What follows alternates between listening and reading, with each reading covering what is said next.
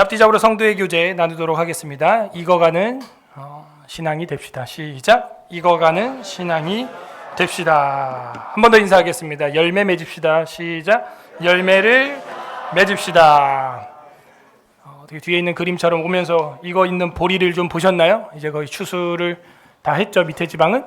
저희 동네에도 보리가 익어 있는 걸 보면요, 신기해요. 하얗게 보리가 마치 황금색 물결을 이루는 벼밭처럼 다 익어 있더라고요. 여러분도 그런 보리 보시면서 오셨어요? 그런데 무슨 맥추절을 우리가 지킵니까? 오늘날 맥추절뿐만이 아니라 절기 무용론자들이 많이 있고 개혁주의를 표방한다는 목회자들도 오늘날 무슨 맥추절을 지키냐고, 지금 누가 보리 농사 짓냐고, 벼 농사 짓냐고 그런 말들을 너무 쉽게 하는데, 그 사람들은 핸드폰을 먹고 사는지 아니면은 컴퓨터를 국밥으로 만들어서 먹고 사는지 모르겠어요. 결국에는 우리가 산업, 4차 산업 마무리 얘기를 해도요, 입에 들어가는 건요, 반도체 칩이 밥그릇에 들어가는 게 아닙니다. 보리를 먹고 쌀을 먹고 밀을 먹고 빵을 먹고 그렇게 오는 거 아니에요? 그래서 하나님 앞에 감사하는 것이죠. 지난 주일에는 우리가 꿈같은 삶이라는 제목으로 시편 126편의 특별 계시를 선포했습니다. 한 주 동안도 여호와 하나님을 의지할 때 눈물로 씨를 뿌리는 자가 되어 기쁨으로 그 단을 거두는 삶을 준비하는 한 주 보내셨는지요? 오늘은 2023년 맥추 감사절을 맞이해서 대화 설교를 잠시 멈추고 첫 열매라는 제목으로 주제 설교를 특별 계시를 선포하고자 합니다. 다 함께 따라하겠습니다. 첫 열매, 첫 열매. 맥추라는 말은요, 이 보리 맥자가 맞습니다. 그래서 맥추, 보리를 추수했다라는 것인데, 성경에는 두 가지 맥이 나오고 있어요. 소맥, 밀맥, 나맥, 이렇게 여러 가지 이제 보리가 나오는데, 사실은 이 초실절의 맥추절이라는 게 있죠. 초실절의 맥추절, 초실절이 따로 있습니다. 그리고 오늘 우리가 이야기하고자 하는 것은 77절의 맥추절이 또 따로 있는 겁니다. 77절이라고 하는 것은 77이 49 다음에 이제 50일이 되는 거죠. 오순절이라고 합니다. 그 오순절 날 우리는 또 맥추를 지키는 거죠. 그럼 초실절의 맥추는 뭐냐? 초실절의 맥추는 뭐냐면 6월절 어린 양의 피로 말미암아 출애굽을 해서 탈출한 다음에 탈출하는 과정 가운데 무교절을 지키게 됩니다. 그 무교절을 지키는 중에 있는 안식일이 있어요. 그 안식일에는 각 공동체 대표자들, 이스라엘의 대표 지도자들이 나와서 하나님 앞에 헌물을 하는 거예요. 처음 익은 열매로. 그때 처음 익은 게 보리예요, 보리. 그게 보리 맥추절이 되는 거고, 무교절쯤에. 그 다음에 우리가 지금 이야기하는 77절, 오순절의 맥추절이라고 하는 것은 사실은 히브리어로 보게 되면 하타라고 되어 있는데, 이 하타는 보리가 아니라 밀이에요. 밀. 소맥이라 그러죠. 밀. 그래서 이 밀의 열매를 하나님 앞에 드리는 건데, 이거는 대표자들이 드리는 게 아니라 각자, 백성들이, 각자 개인이 첫 열매를 하나님 앞에 드리는 거예요. 그럼 오늘 7월 첫 주죠. 저희가 교회력으로 대한민국 대한예수교 장로회에선 7월 첫 주를 맥추감사절로 표기를 하고 있는데, 오순절도 아니죠, 지금. 무교절 6월절 기간 지난 것도 아니죠. 부활절이 이미 지나버렸으니까요, 우리가. 그러면 지금은 이건 뭐냐? 한국식이에요. 네, 이거는 한국식 맥추절이 되는 겁니다. 지금 한국이 보리가 익어서 딱 추수한 주간이거든요. 추수하는 주간이. 그 보리를 보면서 저는요, 시골에 왔다 갔다 하니까요, 집이. 시간이 이렇게 빠르구나, 이런 생각을 하게 되고, 이 여름이 되기 전에도 벌써 저렇게 황금색으로 하얗게 익어버리는 첫 열매들이 저렇게 있구나. 그래서 그 보리가 익어가지고요, 나 추수해주세요 하고 막 흔들리고 있는 것 같아요. 나 익었어요 하는 거죠. 우리도 신앙이 익어가길 바랍니다. 예, 열매 맺어야 되는 거예요. 그래서 처음 열매, 가장 빠른 감사, 먼저 드리는 감사, 주보사면에도 먼저 하는 감사. 물론 우리가 추수감사절도 11월 달에 가면은 드리게 되겠지만, 상반기가 마무리되면서 대한민국의 보리를 추수하게 되는 이쯤에 7월 첫 주에 12개월 중에서 6개월이 끝난 이때에 당연히 삼위일체 하나님께 감사하는 것이 마땅한 줄로 믿습니다. 예.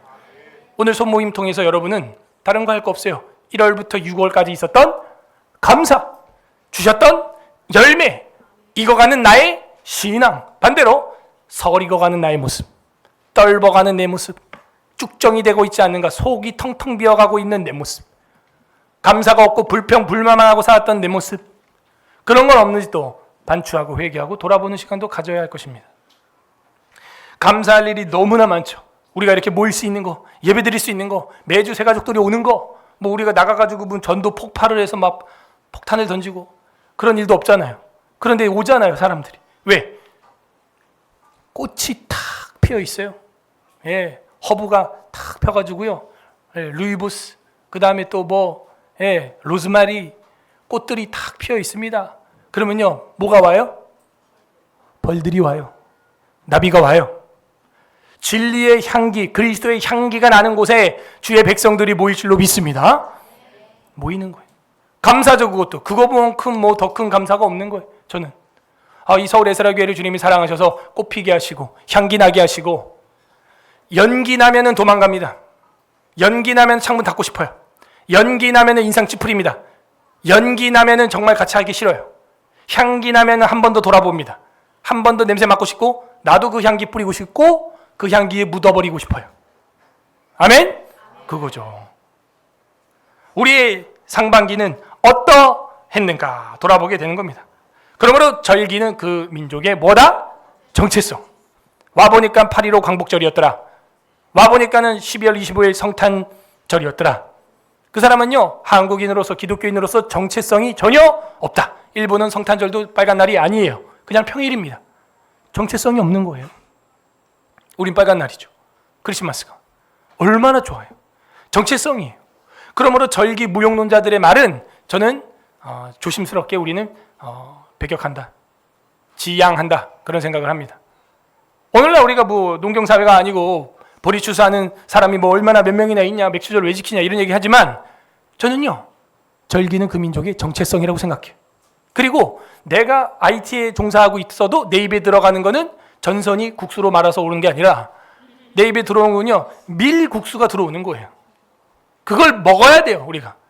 잠시 후에 우리는 진정한 양식인 성찬을 뗄 텐데, 그게 뭐예요? 무교병이에요.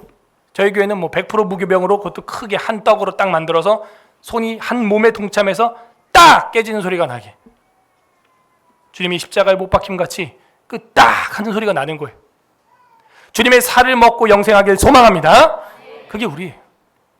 왜 근데 절기 무용론자가 되냐 이거예요. 물론 골로새서나 이런 성경의 바울 서신에 보게 되면 너희가 삼가 절기와 뭐 월삭과 안식일을 지키니 어찌하려느냐 뭐 이런 얘기가 나와요. 그걸 구원론으로 연결시키면 문제가 되는 거죠.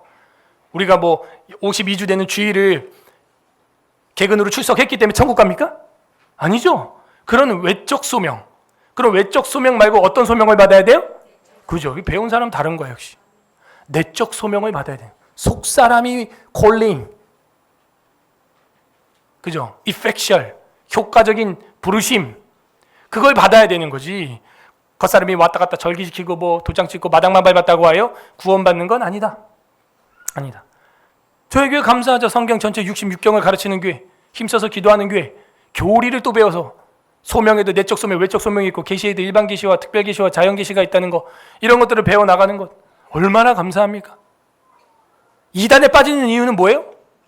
뭘 잘못 배워서? 교리를 잘못 배워서예요. 결국에는 감사거리예요. 그것도 이렇게 교리를 수요일마다 배울 수 있는 게 교리 캠프도 우리 청년들 한번 1박 2일 저랑 했었어요. 웨스트민스터 신앙 고백서만 가지고 아침부터 저녁까지 밥 먹는 시간 빼고 새벽 1시, 2시까지 막 했었습니다. 끝까지 다 하는 완강은 못했지만 의미 있는 시간이었죠. 서로 결혼해가지고 생육하고 번성하라, 땅에 충만하라, 그러면 정복하고 다스리라. 이런 마음으로 모인 성도들, 자녀들이 출산되고 자녀들이 하나님 안에서 믿음과 소망과 사랑으로 경건하게 양육되고, 그것도 감사한 일이죠. 제가 지금 말하고 있는 게 뭐예요? 다 우리의 정체성이며 우리의 첫 열매예요. 서울 에스라교회 저의 개척 첫 교회죠. 감사한 일이에요. 물론 우리 교회에서 이제 에스라 소망교회도 개척 나가서 지금 이제 노예 가면은 김원준 목사님도 제가 직접 만나고 같이 이제 담임 목사와 담임 목사로서 같이 시차례 모임도 같이 하고 회의도 하고 저번에 회식도 같이 하고 뭐 그렇게 교제도 하고 했습니다. 감사한 열매가 있죠. 그러나 첫 교회인 저의 이 서울 에스라 교회는 제가 잊을 수가 있을까요? 우리는 첫 열매로 감사하고 있습니까? 우리는 처음 것으로 감사하고 있냐 이거예요. 이 맥추절을 맞이하는 이 명절에 정말 우리의 정체성이 꽃피고 있는가? 첫 월급 설레이죠. 잊을 수가 없는 거예요. 저도 처음으로 노동해가지고 일해서 벌은 돈으로 전체 하나님 앞에 헌금했던 기억이 납니다. 여러분 처음에 드려요. 나중에 월급 커지면 드리기 힘듭니다. 예. 처음에 아주 적을 때 전액을 다 드렸어요. 그거 해봐야 뭐 얼마 안 돼요. 예. 좋잖아요. 난 첫 열매 드렸다. 신앙 지켰다. 나중에 연봉 올라가고 여러분 월급 커지고 사업 잘 돼봐. 그거 처음 것으로 다 드리기 쉽지 않을걸요. 그거 드린다고 천국 가고 지옥 가고 그게 아니라 나와 하나님의 뭐예요? 정체성. 예? 이것은 우리의 정체성. 모릅니까? 하나님과의 나의 뭐예요? 관계를 보여주는 거죠. 엄마 아빠가 수박을 사줬습니다. 아이들이 수박을 좋아하죠. 수박을 잘라줍니다. 근데 아이가 와가지고 엄마 아빠도 드셔보세요. 콱! 먼저 찔러주는 거. 이거는 아빠가 난 안 먹어. 진짜 먹고 싶지 않을 때도 있죠. 별로예요. 너네 먹어라 해도 뭐예요? 관계성, 정체성, 마음의 확인, 아비와 자녀의, 어미와 자녀의 관계의 확인. 무슨 확인? 사랑의 확인. 그거죠. 그 뭐 물질이 중요한 건 아니죠, 사실은. 나를 이렇게 생각해 주는구나. 나를 생각하는구나. 우리는 처음 것을 생각하고 있냐 이거죠.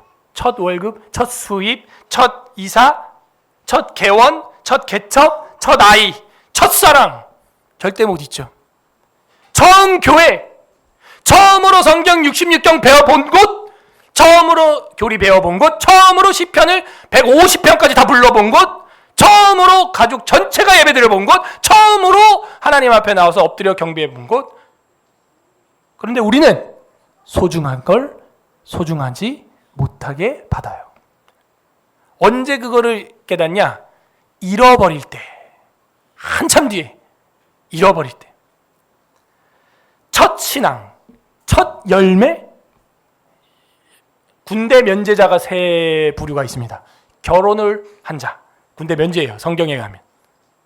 우리나라도 이렇게 돼야 되지 않을까요? 그럼 다 결혼합니다. 뭐 저출산 무슨 정책을 그렇게 합니까? 요즘에는 첫째 아이 태어나니까 최하 80만 원 주더라고. 100만 원 준다고 이제 뉴스에 나왔었는데요. 80만 원 받더라고요. 우리 성도들 보니까. 이야, 저 때 그랬으면요. 저 목에 접었습니다. 월 400씩 들어오는데 뭔 걱정이 있어요. 그죠? 여러분 걱정 많구나. 목사님 400 갖고 못 탔어요. 이런 표정이신데 5명이면 그죠? 지금 80만 원, 100만 원씩 줘요. 정부에서. 그래도 안 나요. 안 나. 자녀들. 얼마나 처음 하나님 앞에 신앙, 처음 아이, 처음 결혼, 그리고 이런 처음 세대 통합 예배, 처음으로 배웠던 것들, 처음으로 우리가 경험했던 것들 잊지 못하죠. 근데 우리는요 이걸 잃어버리고 나서야 알게 된다는 거예요. 첫 열매. 요즘에 또 저 때문에 텃밭 하시는 분들이 많아진 걸로 제가 알고 있습니다. 그 처음 딱 걷어본 열매 얼마나 기뻐. 그러니까 그것도 나눠 먹고 싶어가지고 가져오고 또 집에서 사진 찍고 또 힐링하고. 실제로 제가 얼마 전에 김원주 목사님 만났는데 아시죠? 서울대 석박사 하시고 조경학으로. 그래서 우리 서울시장들하고 지금 10몇 년 이상 일을 하셨고 이제 3년 후에는 저걸 하시는데 은퇴를 하실 나이가 됐어요. 그래서 제가 식사하면서 한번 물어봤어요. 나 이게 텃밭 하면서 굉장히 힐링 많이 했다. 그랬더니 지금 정부에서도 자기들 연구원, 서울 연구원에서도 그 우면동에 있는 우면산에 있는 연구원에서도 지금 뭐라고 했는데 그 전문 용어라서 지금 기억이 안 나네. 무슨 농업 활동 치료 무슨 지원 이런 거 해가지고요. 그런 것들을 자꾸 접하고 풀을 만지고 추수를 하고 이러면 힐링이 일어난다는 게 과학적으로 자기들도 그게 증명이 돼가지고 정부 차원에서 이거를 해서 현대인들이 많이 겪고 있는 이 정신질환 얼마나 많습니까? 저희 교회도 제일 많은 게 정신질환이에요. 무슨 관절염이 아니라. 저를 비롯해서 저도 그래가지고 그걸로 공황장애 치료를 했잖아요. 제가 안전벨트를 못했어요. 가슴에 벽돌 한 3장 올려놓은 것 같아서 운전하는데요. 100km로 밟아도 10km로 밟아도 안전벨트를 못했습니다. 답답해가지고. 누가 이렇게 답답하게 하는 거야 진짜. 그래서 이제 그런 답답한 마음이 들고 막 너무 힘들어가지고. 그런데 밤새도록 텃밭 일을 했어요. 그랬더니 싹 없어졌어요. 처음에는 심장병원 갔죠. 초음파, 뭐 심전도 다 했어요. 아무 이상 없대요. 두 번째 병원에 갔습니다. 아무 이상 없대요. 세 번째 병원에 갔습니다. 심전도, 초음파, 피검사 아무 이상 없대요. 그래서 제 직업을 물어봐요. 직업이 뭐예요? 목사인데요. 아, 그럼 정신과 가보세요. 이래요. 이건 심장 문제가 아니라는 거예요. 그래서 제가 그때 느낌표가 딱 머리에 들어오고 병원을 안 가고 텃밭으로 갔습니다. 나는 자연인이다. 그래서 자연으로 가야 돼요, 여러분. 제가 어느 정도였냐면 밤에 광부 라이트를 이마에 딱 켜고 새벽 1시까지 했어요, 텃밭 일을. 동네 할아버지들이 저 청년 같은 젊은 아빠가 무슨 농작물을 하는데 새벽 1시에 광부 라이트를 이마에 끼고 하는지 너무 궁금한 거야. 그래 봐야 뭐 한 5평밖에 안 되거든요. 다음날 와서 할아버지가 도대체 목사님 무슨 작물을 그렇게 열심히 심으십니까? 제가 하는 말 상추요. 정신병자지 이거 완전. 정신질환자니까 상추요. 그러냐고. 그러고 가요 빨리 저렇게. 저는요 왜 문제냐면은 고랑과 이랑을 파는데 물 구배가 안 맞는 거예요. 그러니까 이게 장마철에 물이 확 오면은 비가 오면은 이게 물 구배가 안 맞으니까 이게 배수가 잘 안 되니까 이렇게 다 뒤집었다 또 삽질해가지고 막 저렇게 뒤집었다가 또 삽질해가지고 막 이렇게 또 팠다가 또 모래 또 사가지고 막 뿌렸다가 막 이게 약간 경사가 져 있는데 이게 구배가 안 맞으니까 물이 잘 배수가 안 돼가지고. 근데 그렇게 하면서 힐링이 되더라고. 근데 이미 그 국가에서도 그 일을 한다는 거예요. 근데 그걸 키우고 애쓰고 기르고 그러다가 꽃을 보고 열매를 딱 보면요. 뭔지 모르지만 어떤 힐링이 있어요. 저는 이게 자연 계시, 일반 계시인 줄로 믿습니다. 성경은 무슨 계시? 특별 계시. 계시는 몇 가지? 2가지. 내가 산을 향하여 뭘 들리라? 눈을 들리라. 보는 거예요. 산을 향하여 눈을 들리라. 나의 도움이 어디서 올까? 여러분 특별 계시도 읽지만 자연도 읽으시기를 바랍니다. 너무 아파트, 콘크리트, 아스팔트 이런 데만 갇혀 있지 마세요. 그래서 현대인들이 이 정신질환이 많은 거예요. 국가에서도 그거 한다는 얘기 들으면서 둘이서 막 맞다고 그 김 목사님이랑 저랑 막 해야 한다고. 이거 하나님이 주신 책이라고. 자연을 읽어라. 자연을 관리하라. 그래서 그분이 우리 서울에 이제 둘레길 이런 걸 다 설계하고 하셨었는데 그 이야기를 하면서 우리가 가르치는 교회, 전파하는 교회, 치료하는 교회인데 이 치료하는 교회 부분에서 호스피스 사역도 있지만 이게 호스피스 사역이다. 성도들 다 텃밭하게 하는 거, 성도들 다 호미 삽들게 하는 거, 광브라이트 머리 하나씩 선물해주고 우리 오후에 있는 성경 퀴즈 대회 선물을 다 삽, 호미 이런 걸로 바꿔야 되는데 이거 참 미리 고지를 못해가지고 그거 해야 되는 거예요 다. 제가 해보니까 맞다니까요. 여러분도 내가 좀 멘탈에 문제가 있다 바로 호미와 삽을 들어야 돼. 응? 그게 뭐 심장 병원 가서 심전도 해가지고 낫는 병이 아니라니까요. 하나님이 주신 일반 계시, 자연 계시. 내가 산을 향하여 눈을 들리라. 내가 새벽 날개를 치며 저 바다 끝에 거할지라도 주께서 나와 함께 하신다.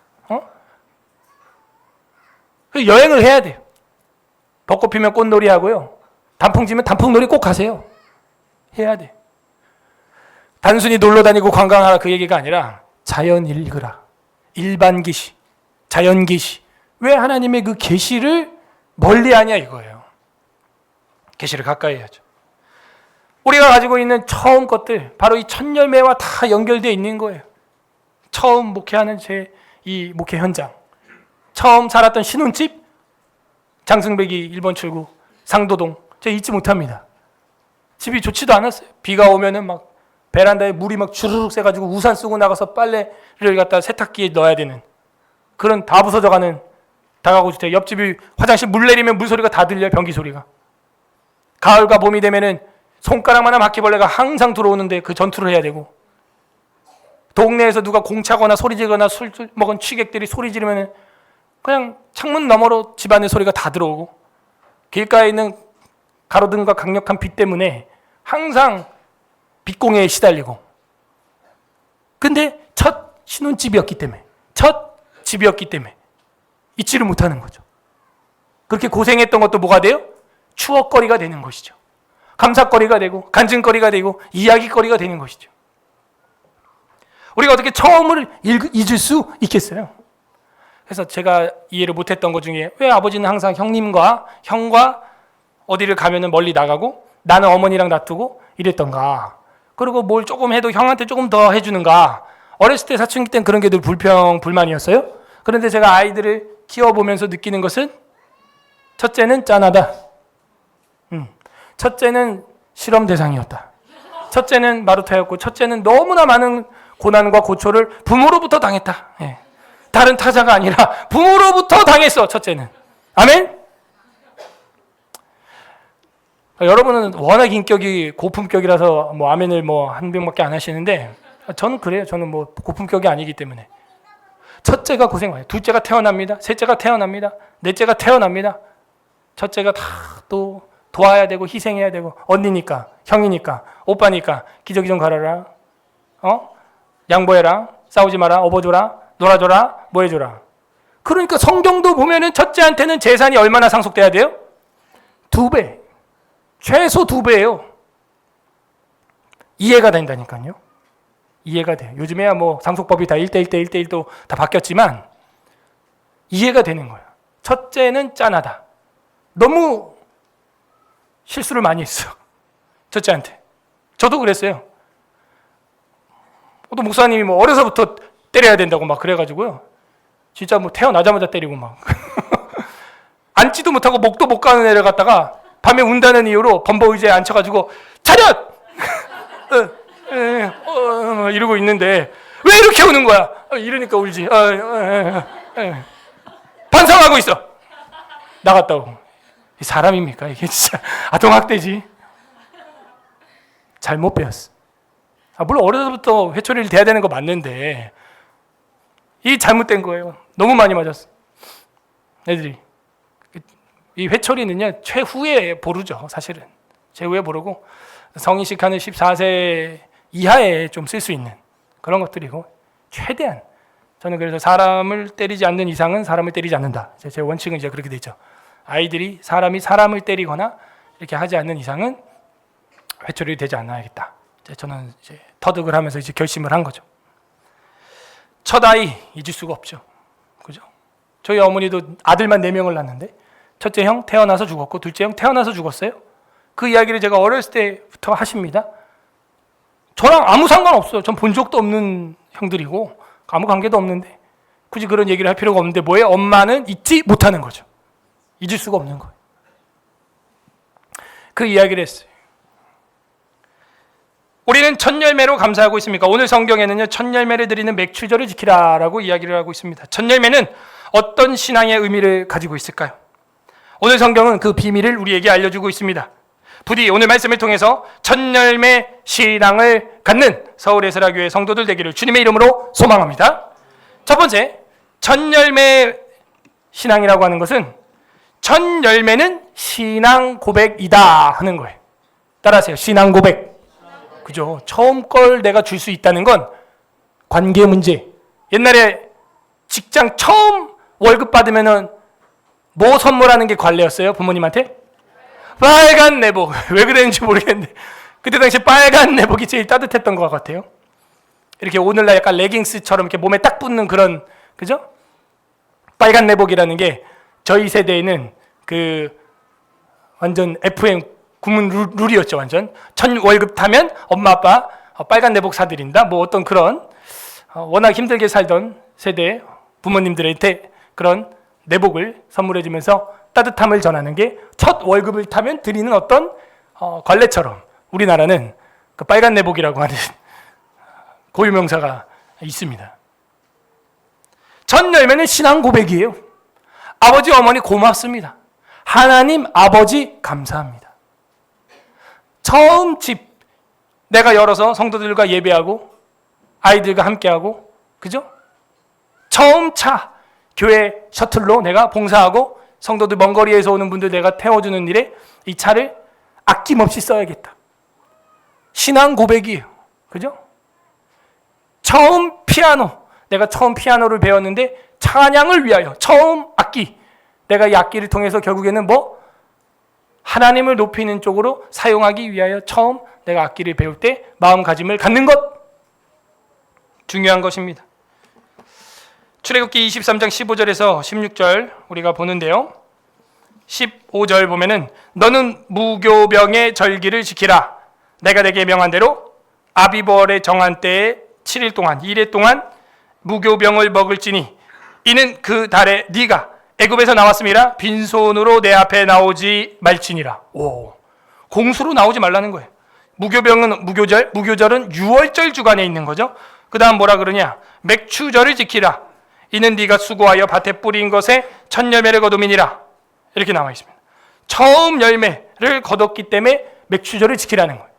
그 다음 세 번째 밑줄을 쳐보세요. 수장절을 지키라. 자, 무교절, 맥추절, 수장절 최소 14절부터 보면 이 세 절기는 무조건 지켜라 이거예요.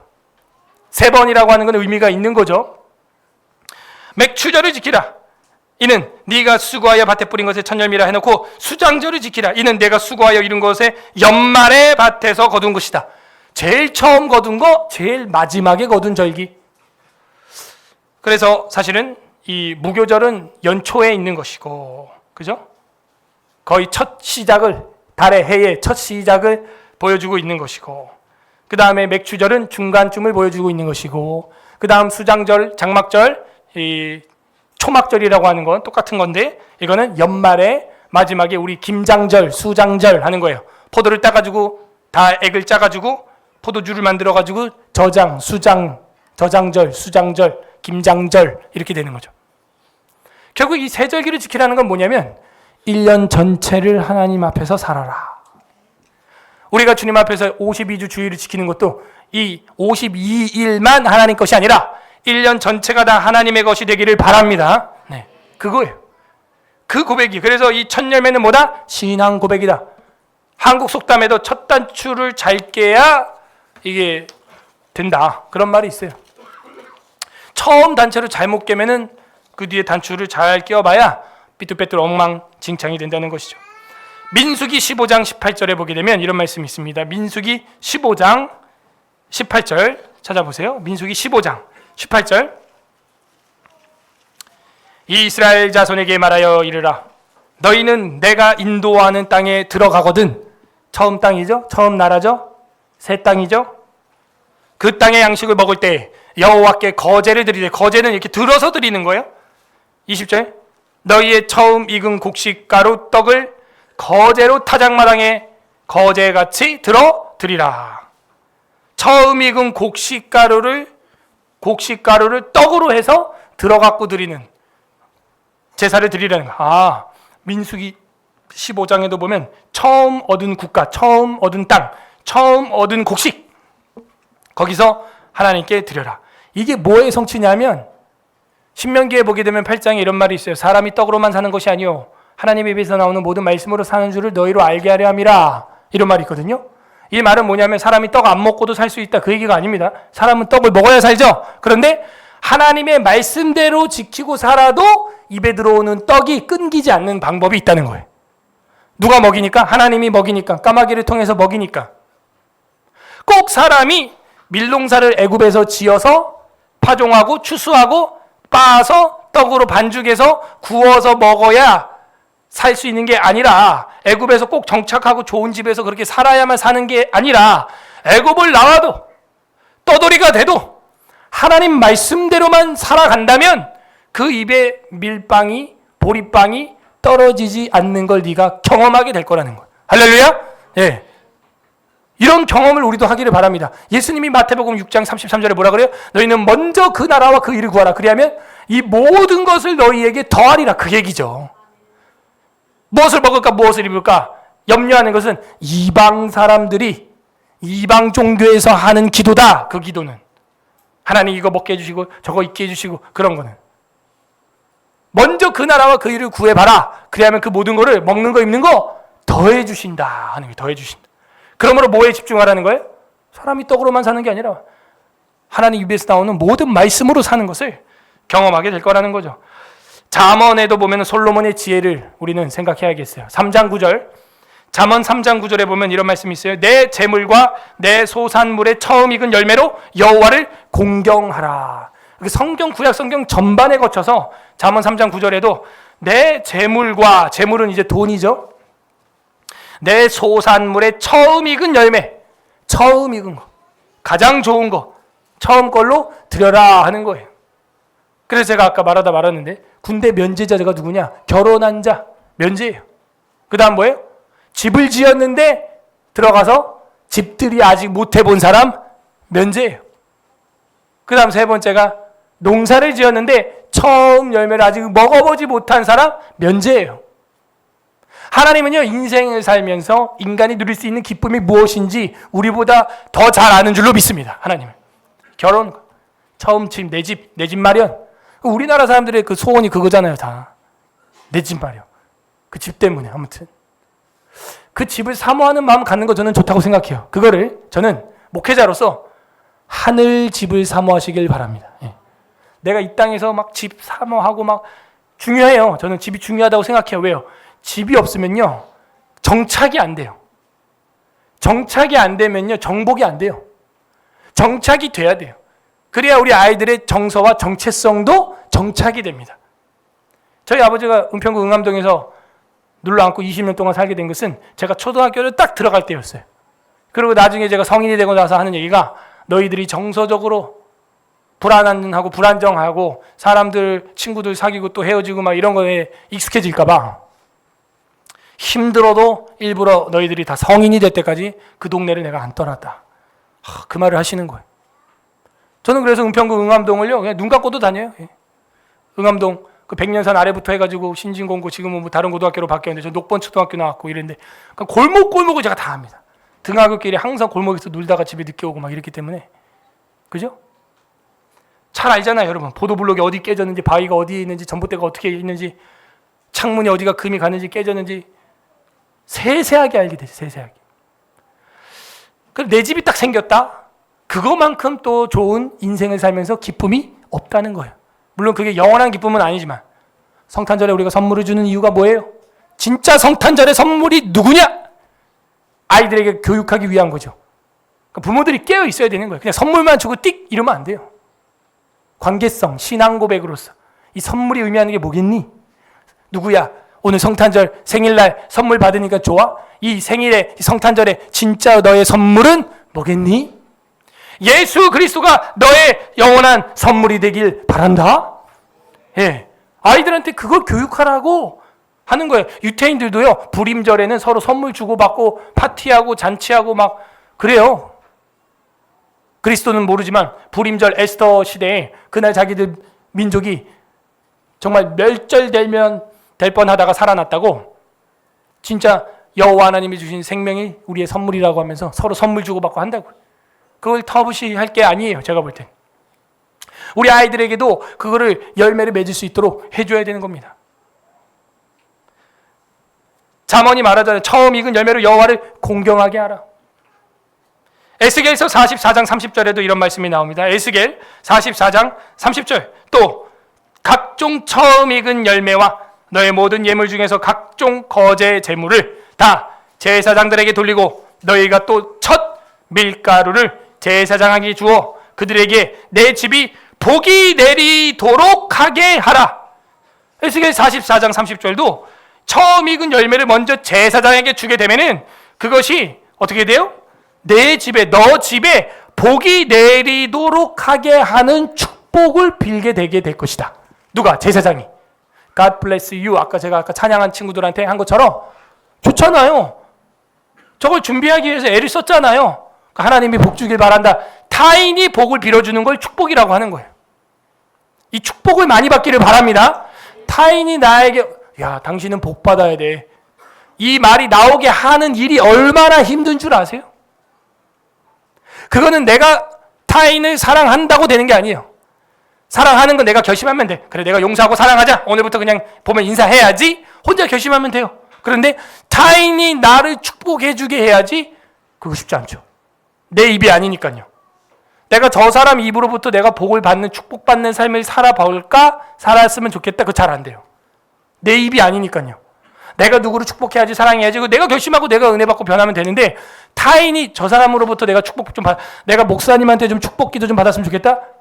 그게 뭐 아무렇게나 나옵니까, 그게? 지금 에스겔 44장 30절에는 그렇게 가장 좋은 것으로 처음 익은 열매로 여호와 하나님과 관계를 가져봐라. 그 제사장에게 가지고 나가봐라. 제사장이 가만히 있겠냐? 너희 집에 복 내리도록 복을 빌 것이다. 그거예요. 뭘 보여주고 있는 거예요? 삶의 향기, 신앙, 고백, 관계성, 이걸 보여주고 있는 것입니다. 그러므로 첫 열매는 무엇이냐?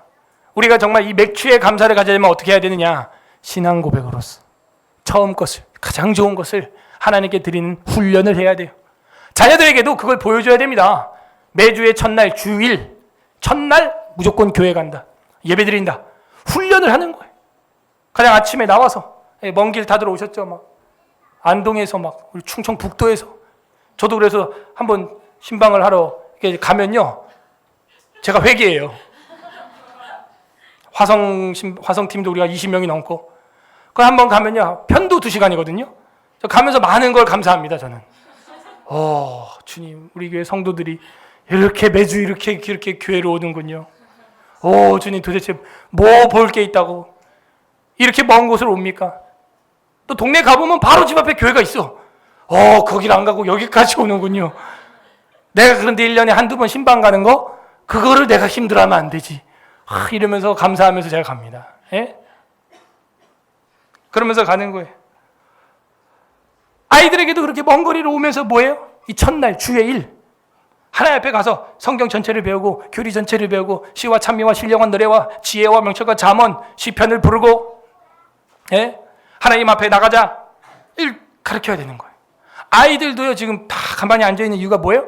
어려서부터 훈련이 됐고, 늦게 우리 교회 왔더라도 다른 애들이 가만히 있으니까 움직이지 못하고, 우리 청년들이나 성인들도요, 제가 설교 길게 해도 불평이 없는 게, 애들도 듣고 있는데 내가 불평하면 애들만도 못하다라는 소리 날까봐 불평도 못하고 가만히 있는 거예요.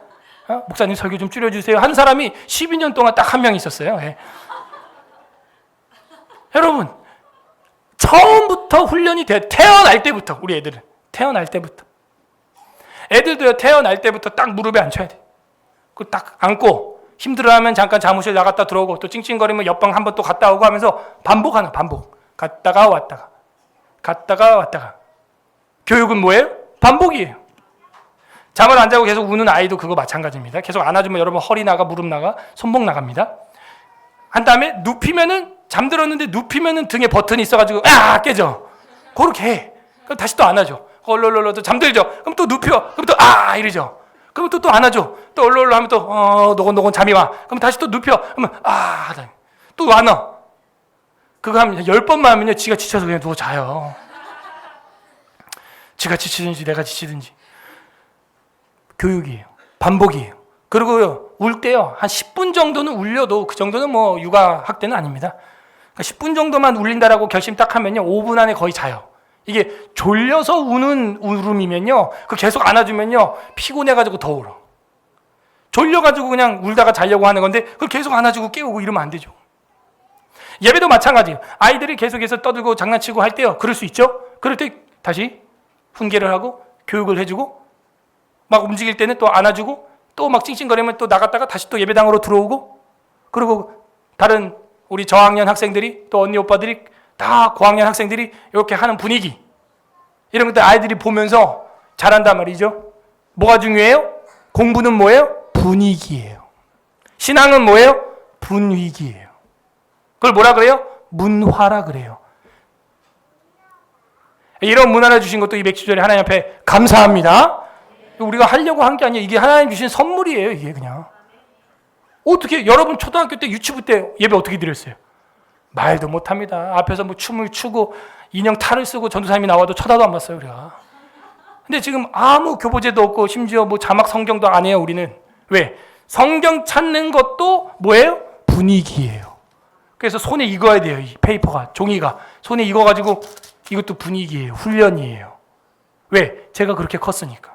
처음엔 힘들죠. 애들 짜증나죠. 느리죠. 다른 사람 다 읽고 있는데 난 아직 찾지도 못했는데, 그게 훈련이에요. 그러면서 빨라져요. 그래서 나중에 어떤 현상이 일어나요? 핸드폰이나 컴퓨터로 성경 구절 찾아보려고 검색하는 것보다 손으로 펴는 게 더 빨라요. 경험해본 분 아멘? 예. 컴퓨터보다 더 빠르다고요. 컴퓨터보다. 검색 프로그램보다 더 빠르다고요. 전쟁 나면 전기 다 끊겨요. 전쟁 나면 책으로 봐야 돼요. 아날로그로 봐야 되는 거예요. 분위기예요. 문화예요. 이 첫열매 농사 이야기 또 해보면요. 첫열매 하려면요. 그래서 어떻게 해요? 꾸준히 해야 됩니다. 같이 키워야 돼요. 그걸 또 캐다가 이거 왜 안 돼 이거. 또 딴 데 또 심고. 왜 이렇게 꽃이 안 피고 열매가 안 피고 또 퍼다가 또 이거 왜 뿌리가 문제 있나 또 딴 데 또 묻고 이거 잘 심었나 또 땅 들춰보고 막 이러면 이거 어떻게 되는 거예요? 죽으면 다행이게 이게 배배 꼬이면서 자라요. 막. 그 옆 식물을 아주 괴롭힙니다. 이상하게 뒤틀려. 당근 이어신기 모종신기 하는 거 아니에요. 당근은 파종하면 끝내야 돼요. 거기서 당근은. 그 저도 몰랐죠. 2년 전에 당근을 파종을 했는데 뭐 싹이 확 나니까 기분이 좋아가지고 옆집 나눠준다고 막 한 손가락쯤 됐을 때 막 뽑아요. 재밌죠. 또 뭐 냄새도 당근 막 냄새 나고 그냥 막 고도독 먹기도 재밌고 옆집에다가 다 심어줬더니 다 죽어버려요. 살아남아야 어떻게 되냐? 배배 꼬여. 당근이요 꽈배기처럼 꼬입니다. 이게 한번 바람 맞으면요. 당근 한번 씨 뿌렸으면 그만 가는데 그 많다고 좀 더 다 살려보겠다고 뽑아내가지고 다른 데 심으면 당근이 이렇게 일직선으로 안 생겼어요. 비비 꼬여 있습니다. 우리 아이들도요, 이 첫열매죠. 이런 교회가 저도 처음으로 개척했는데, 처음이죠. 뭐가 중요해요? 반복이요. 뭐가 중요해요? 인내가 중요해요. 잘하고 있나 또 뽑았다가, 또 심었다가, 또 끊었다가, 또 나왔다가, 이리 갔다가, 저리 갔다가, 또 막 뿌리 들춰봤다가 막, 애들의 신앙이 어떻게 되겠어요? 배배 꼬이는 거예요. 배배 꼬여. 배배 꼬인다니까요. 비비 꼬여요. 아니 불신자였던 저희 아버지도 애들 정착 못할까 봐 그 은평구 응암동에서 그 단칸방에서 힘든데도 거기 그 동네에서 20년을 정착을 하셨어요. 세상 교육 때문에라도. 아니 신앙교육을 하신다며요. 아이들 믿음으로 키운다며요. 소망으로 키우고 사랑으로 무장시킨다며요. 근데 아직 활착도 안 된 이 모종 같은 우리 아들, 딸을 뽑았다가 심었다. 맥추절이 되겠어요? 오면 기적이다 진짜. 되면 기적이에요. 제가 볼 땐. 안 됩니다. 첫 열매는 관계성이에요. 신앙 고백이에요. 여러분 결혼식은 고백이에요. 신앙 고백이고 맹세예요. 결혼은 팥불이 될 때까지, 검은 머리 팥불이 될 때까지 병이 드나 건강하나 가난하나 부하나 사랑하겠느냐? 예외가 없는 거예요. 둘이 죽을 때까지 뿌리가 한 뿌리로 내리는 거예요. 이걸 뜯어내봐. 활착이 돼요? 따라하세요. 신앙 활착. 활착이 돼요? 안 돼요. 그래서 이 자연계시를 읽어야 이 특별계시가 보일 텐데 우리가 요즘 이 도시에 살면서 이 자연계시에 멀어져서 읽어보질 않으니 특별계시 하나님 마음도 우리 자녀들 교육도 엉망이 되는 겁니다. 마음을 못 붙이는 거예요. 인내도 없어요. 지구력이 떨어져요. 뭔가 당장 뻥 뭐가 되기를 바래요. 애들이. 여러분은 그렇게 당장 뻥 됐습니까? 아니잖아요.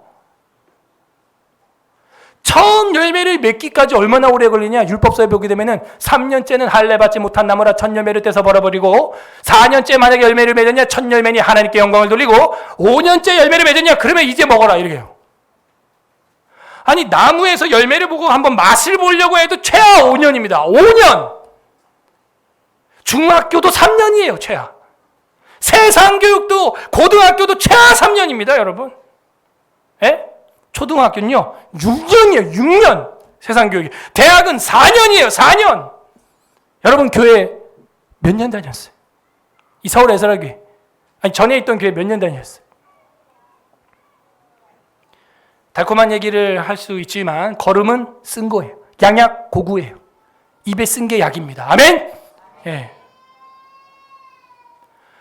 양약 고구 충원역이라. 충신의 말은 귀에서 거꾸로 반란이 일어나는 거예요. 역이에요. 저는 우리 교회가 잘 되길 바랍니다.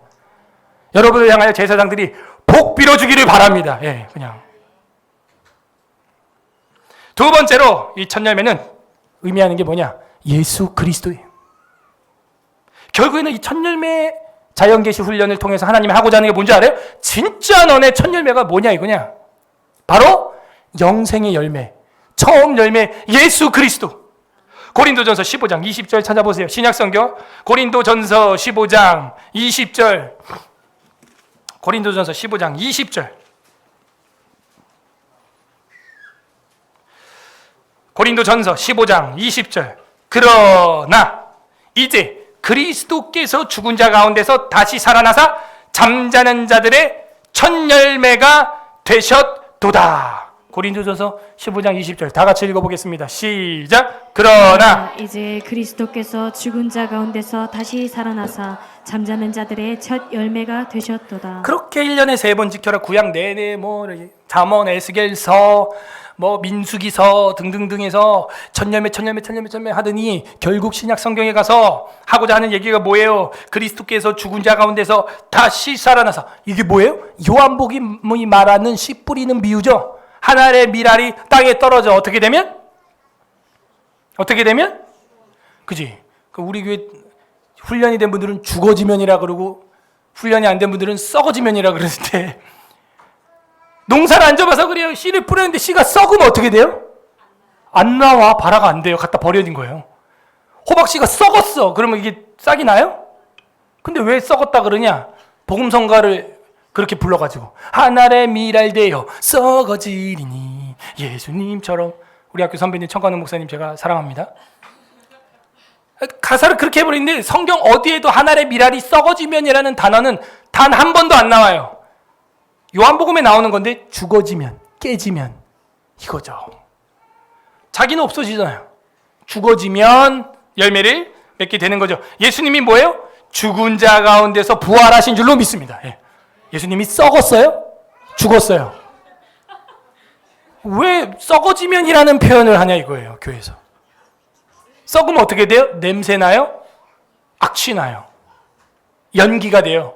향기가 안 돼요. 썩는 게 아닙니다. 자꾸 잘못 배우고 잘못 들으니까 자꾸 썩으려고 그래. 그죠? 우리 기독교인들은, 우리 자녀들은 썩으면 안 돼요. 죽어지면, 희생하면 어떻게 돼요? 열매가 되는데 그 첫 열매로 누가 보여주셨다? 예수 그리스도께서. 자기가 그리스도께서 죽은 자 가운데서 다시 살아나서 잠자고 있는 자들의 처음 열매 되었다. 첫 열매, 진정한 영원한 맥주절, 우리 영혼의 맥주 감사절. 바로 오늘 이것 때문에 우리는 절기를 지키는 줄 믿습니다. 예수님이에요. 자, 그 다음 절 고린도전서 15장 23절 읽어보세요. 시작. 그러나 각각 자기 차례대로 되리니 먼저는 첫 열매인 그리스도요 다음에는 그가 강림하실 때에 그리스도에게 속한 자요. 네, 부활에도 순서가 있다 이거예요. 처음 열매 되신 그리스도, 그 다음에는 강림하실 때 그리스도에게 속한 자.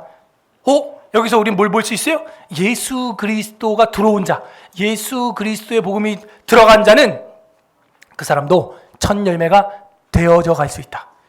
익어져 갈 수 있다 하는 거예요. 로마서 8장 23절.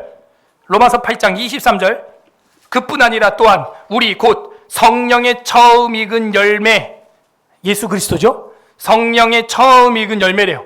우리가 간절히 원하는 성령 충만, 성령의 처음 익은 열매를 받은 우리까지도 속으로 탄식하여 양자될 것 곧 우리 몸의 속량을 기다리느니라. 성령의 처음 익은 열매를 받은 우리, 그게 뭐예요? 예수 그리스도를 받은 우리, 이 얘기예요. 이 전가가 일어나요. 전도가 일어나요. 여러분도 유유상종입니다. 누구랑 같이 지내느냐에 따라서 그 담게 돼 있어요. 성경 전체를 배우고 교리 전체를 배우고 시편을 부르고 세대 통합으로 신앙생활하는 거 여러분에게 전가가 되기를 바랍니다. 예수 그리스도의 처음 열매 익어감이 여러분에게 신앙으로 전가가 되기를 바랍니다. 그게 돼야 되는 거예요.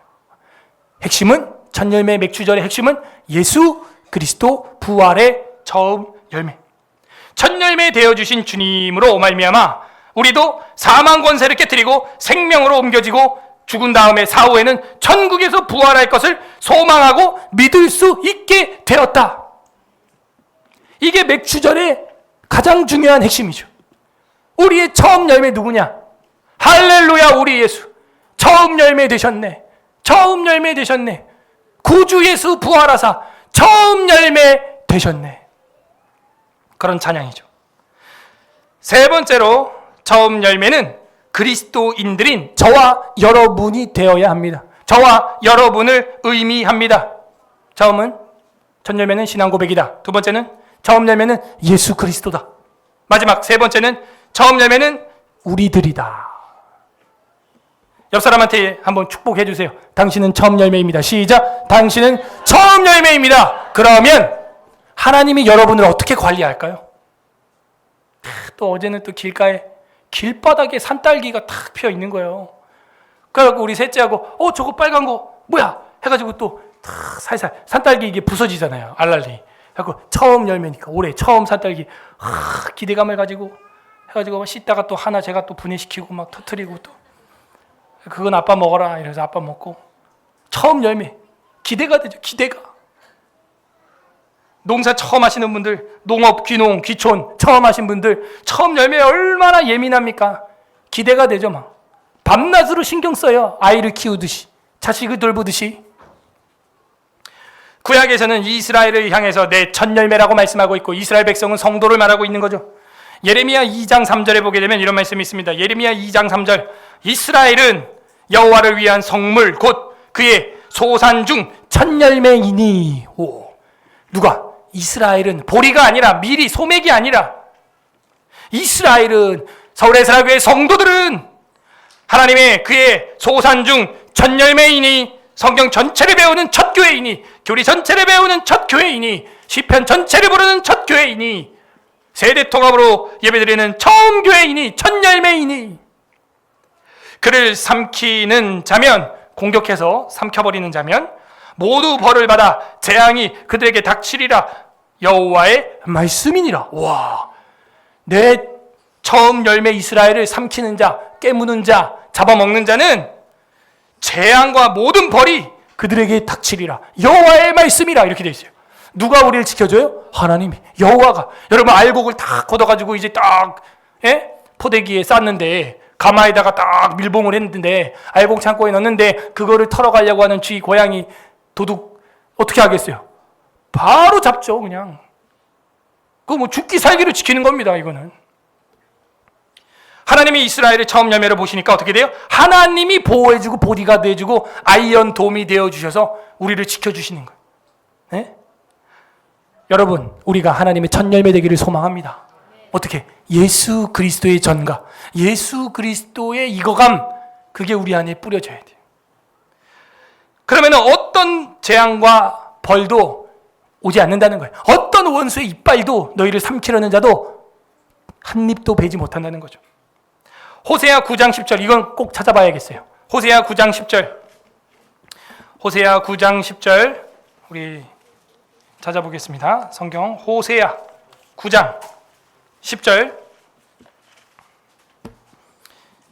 합독합니다. 시작. 옛적에 내가 이스라엘을 만나기를 광야에서 포도를 만난 같이 하였으며 너희 조상들을 보기를 무화과 나무에서 처음 맺힌 첫 열매를 봄같이 하였거늘 그들이 바알볼에 가서 부끄러운 우상에게 몸을 드리므로 저희가 사랑하는 우상같이 가증하여졌도다. 두 가지가 나왔습니다. 옛날에, 왜 옛날이라 해요? 호세아는 마지막 선지자고 호세아 이후에는 북이스라엘이 완전히 무너지고 사라집니다. 그래서 옛날 이야기를 하는 거예요. 이혼하기 전에 그런 말 하죠. 당신을 내가 옛날에 정말 사랑했어. 당신이 언제 사랑했는데? 이러면서 부부싸움을 하고 막장 드라마가 펼쳐집니다. 여기도 지금 그런 상황이에요. 호세아가 마지막 선지자고 이제 이스라엘이 무너지기 직전에 옛적에 하면서 이런 말을 하는 겁니다. 하나님이 옛적에 내가 이스라엘을 만나기를 광야 사막에서 뭘 만나요? 포도를 만난 같이. 여러분 광야에서 물만 마셔도 기분이 어떨까요? 살 것 같죠 진짜. 그런데 포도 주스를 짜서 쫙 먹었다는 거예요. 그러면 온몸의 세포가 각성이 일어날 겁니다 진짜. 내가 이렇게 너희를 사랑했어. 광야에서 포도를 만난 같이 하였으며 너희 조상들 보는 거를 무화과 나무에서 뭐예요? 처음 맺힌 첫 열매를 봄같이 하였거늘. 무화과가 얼마나 달콤하고 맛있고 포만감을 줍니까? 처음 맺힌 처음 열매 무화과를 본 것처럼 너네를 내가 기뻐했다 하는 거예요. 하나님이 오늘 이 시간 여러분을 볼 때 정말 이렇게 처음 열매 보듯이 광야에서 포도주를 만들려면 포도를 따야겠죠. 그 포도를 만난 것처럼 저와 여러분을 하나님이 볼 때 정말 기뻐하는 그런 성도가 되기를 바랍니다. 얼마나 하나님이 우리를 사랑했는 줄 알겠죠. 이런 문학적, 시적 사랑의 고백을 우리는 받아본 적이 없어요. 당신은 광야에서 만난 포도주와 같소. 당신은 내가 농사지은 처음 무화과 나무 열매를 딸 때보다 더 큰 기쁨이요. 하나님이 주시는 고백이죠. 옛적에 그랬다는 거예요. 신약 성경에서는 그리스도를 믿는 가정을 향하여 첫 열매라고 정확하게 기록하고 있습니다. 야고보서 1장 18절, 야고보서 1장 18절 신약 성경, 야고보서 1장 18절, 그가 그 피조물 중에 우리로 한 첫 열매가 되게 하시려고 자기의 뜻을 따라 진리의 말씀으로 우리를 낳으셨느니라.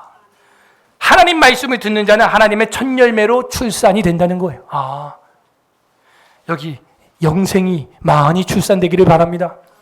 또한 끝으로 궁극적으로 신앙의 순결을 지킨 자들, 목숨까지도 바치고 신앙의 순결성을 지킨 자들을 하나님과 어린 양에 속한 처음 익은 열매라고 성경은 쓰고 있어요. 자, 이제 마지막 성경 보고 마치겠습니다. 요한계시록 14장 4절, 오늘의 마지막 성경 요한계시록 14장 4절. 우리가 출애굽기부터 요한계시록까지 지금 또 한 번에 토타 스크립트라 해가지고 쫙 온 거예요. 요한계시록 14장 4절 합독합니다. 시작. 이 사람들은 여자와 더불어 더럽히지 아니하고 순결한 자라. 어린 양이 어디로 가든지 따라가는 자며 사람 가운데서 속량함을 받아 처음 익은 열매로 하나님과 어린 양에게 속한 자들이니. 아멘. 어린 양이 어디로 가든지 따라가고 음녀들과 함께 더럽게 자기를 죄를 짓지 않고 순결을 지켰다는 거예요. 어린 양이 어디로 가든지 따라가는 자라는 거예요. 그죠? 어디로 가든지. 그것이 초막이나 궁궐이나 그 어디나 하늘나라가 되는 그런 양. 그들은 처음 익은 열매로 하나님과 어린 양 예수님에게 속한 자들이라는 거예요. 제가 아까 초반에도 말씀드렸죠. 모두에도 말씀드렸지만 아이들 뭐가 중요하다? 교육, 반복, 훈련. 왜? 그게 뭐 하는 거예요? 어디로 가든지 부모님을 따라오게 만드는 훈련하는 거거든요. 무릎에 앉히고 또 나갔다가 들어왔다가 또 눕혔다가 안 왔다가 눕혔다가 안 왔다가 잠옷실 갔다가 다시 본당 들어오고 식당 갔다 다시 본당 들어오고 복도 갔다 왜 그러는 거예요? 계속 뭘 시키는 거예요? 어린 양이 우리를 어디로 가든지 인도하심을 받게 하기 위해서. 어려서부터 우리 아들, 딸들을 이렇게 훈련을 시키는 거죠. 나중에는 커서 하나님의 말씀이 너를 어디로 인도하든지 따라, 아들아, 따라가라. 그렇게 되게 하려면 어떻게 해야 돼요? 그렇게 계속해서 훈련을 시켜야 되는 거예요. 훈련을. 인내가 필요한 거예요. 1년 만에, 2년 만에. 아니요. 세상 교육도 12년인데요. 어떻게 그게 한 방에 돼요? 열매가 하루 만에 익어요? 절대 그렇게 안 익어요. 수개월 동안 시간이 필요합니다. 수년을 지나야 열매를 제대로 따서 사용할 수가 있어요. 어린 양이 어디로 가든지 따라다니는 우리가 되기를 바랍니다. 오늘날 교회의 첫 열매로 우리가 모여 있는 겁니다. 오늘날 한국교회는 첫 열매를 하나님 앞에 과연 드리고 있는가? 자녀들을 하나님 앞에 바치고 있는가? 우리는 생각을 해봐야 돼요. 첫 열매를 드리기도 해야겠지만 이제는 나 자신을 첫 열매로 드리는 부모의 자세도 지금 중요하다. 저는 그렇게 생각해요. 자녀들이 거울은 부모요. 결국 부모들이 활착을 못하고 첫 열매가 되지 못하고 익어가지 않으면 아이들이 익을 리가 없어요. 설 익어요. 꽉 찬 것 같은데 만져보면 쭉정이에요. 내실이 튼튼하지 않아요. 왜? 부모 스스로 나 자신을 첫 열매로 드리지 않기 때문에 애들도 알아요. 대충 하는 거 엄마 아빠가. 첫 열매를 드린다는 의미가 무엇입니까? 하나님께로 향하여 돌진한다는 거예요. 누구처럼? 야고보 사도처럼. 누구처럼? 스데반 집사님처럼. 그거예요. 첫 열매로 뭐 하는 거예요? 죽어지는 거죠. 순교하는 거죠. 정리합니다. 우리 안에 첫 열매 감사가 왜 있어야 됩니까? 첫 열매의 의미가 무엇입니까? 첫 번째, 신앙 고백이었어요. 처음 것으로 관계성이에요. 두 번째, 첫 열매의 의미가 뭐였어요? 예수 그리스도의 영생이에요. 이게 진짜 첫 열매죠. 세 번째, 첫 열매의 의미가 뭐예요? 나를, 이제 우리가 익어가서 늙어가는 게 아니라 익어가서 하나님께 첫 열매로 바쳐지는데 그게 뭐예요? 그게 죽음이라는 거예요. 죽음은 끝이 아니에요. 절망이 아니에요. 뭐예요? 추수예요. 빨갛게 익은 앵두를 따는 것이지 설 익은 건 건드리지 않아요. 농부가. 죽음은 그와 같아요. 익은 거예요. 그러므로 우리 기독교인들은 죽음도 어떻게 받아들여야 돼요? 감사로 받아들여야 돼요. 추수구나. 익었구나. 난 늙어간 게 아니라 익어가는 거였구나. 웨스트민스터 신앙고백서 32장 사후 상태와 죽은 자의 부활 제3항에 보게 되면 불의한 자의 몸은 그리스도의 능력으로 말미암아 부활하여 굴욕을 받게 되나. 야, 불의한 자들도 부활을 하는데 굴욕을 받게 되는 몸으로 부활을 한대요. 의로운 자들의 몸은 그의 성령으로 말미암아 부활하여 영광에 이르며 예수 그리스도의 피로 의롭게 첫 열매된 자들은 영광의 부활을 하게 된대요. 그리스도 자신의 영화로운 몸과 비슷한 몸이 될 것이다. 둘 다 부활을 하네요. 썩은 열매가 될 것이냐, 굴욕의 열매가 될 것이냐, 아니면 살아있는 열매가 될 것이냐, 부활의 영광의 열매로 나갈 것이냐. 어떤 하나님의 마음이 보입니까? 처음 열매를 사랑하는 그 농부의 심정, 애지중지하는 그 아버지의 마음, 그게 나오잖아요. 각자 적용해 보세요. 나는 정말 신앙 고백으로서 맥추절을 보내고 있는가? 정말 이 맥추절의 첫 열매 대신 예수 그리스도를 내가 사랑하고 그 안에 난 죽어졌는가? 정말 나는 처음 열매로 나를 하나님 앞에 익혀서 드리고 있는가?